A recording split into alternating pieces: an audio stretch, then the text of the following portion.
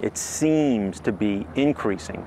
If it isn't a threat now, will it become one?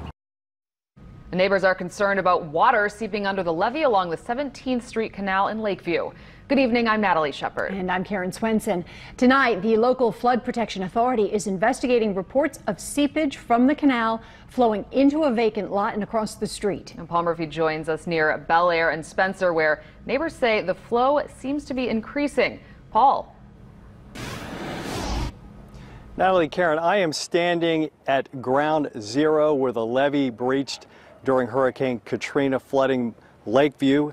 And as you can see, water is seeping from the canal under the levee into this field, into the street, and ultimately into this catch basin here on Bel Air Drive. And any problem with this rebuilt levee worries the neighbors here in a big way.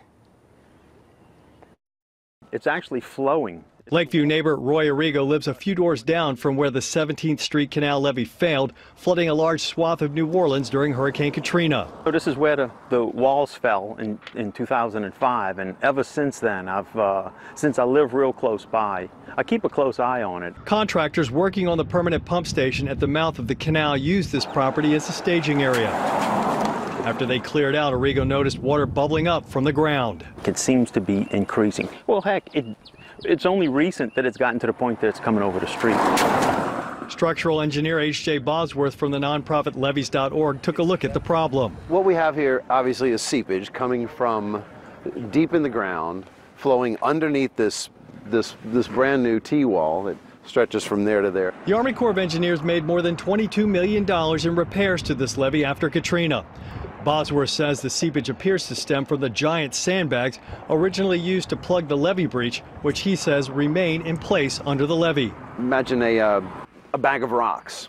Like if you have a canvas bag of rocks or a pillowcase full of rocks, water will go right through a pillowcase full of rocks.